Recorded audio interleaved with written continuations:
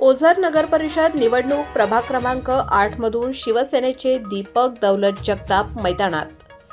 ओझर नगर परिषदेच्या आगामी निवडणुकीचा बिगुल वाजला असून प्रभाग क्रमांक 8 मधून शिवसेना पक्षाचे अधिकृत उमेदवार म्हणून दीपक दौलत जगताप यांनी उमेदवारी दाखल केली आहे।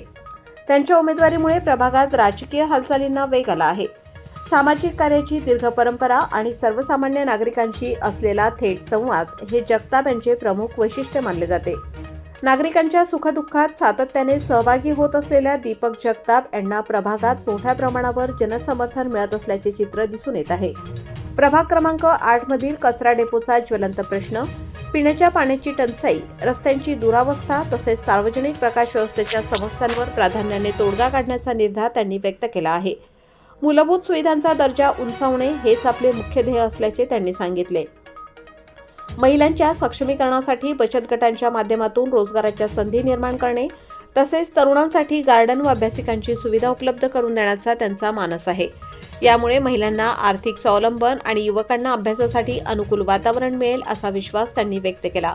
कोरोना काळातही दीपक जगताप यांनी केलेले सामाजिक कार्य नागरिकांच्या लक्षात राहिले आहे।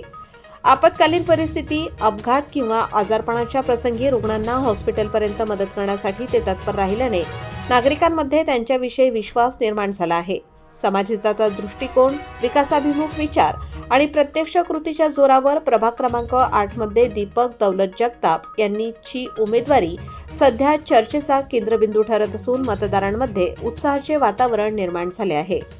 प्रभाग क्रमांक 8 मधून शिवसेना शिंदे गटाकडून आपण अधिकृत उमेदवार आहात। प्रचाराला देखील आपल्याला चांगला प्रतिसाद मिळत आहे, काय सांगाल? नमस्कार, मी दीपक दौलत जगताप। मी प्रभाग नंबर 8 मधून नगरसेवक या पदासाठी उमेदवारी करत आहे।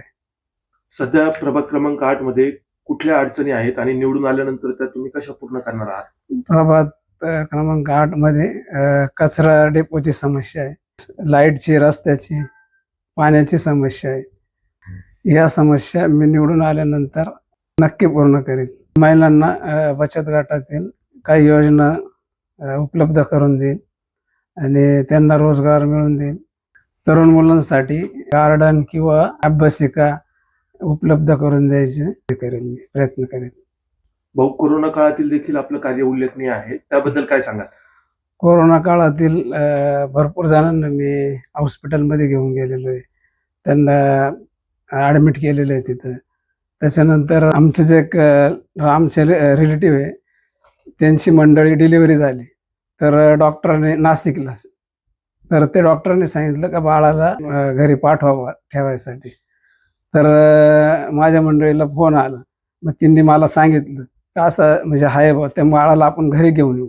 आम्ही त्या बाळाला घरी घेऊन आलो, 12 दिवस सांभाळलं।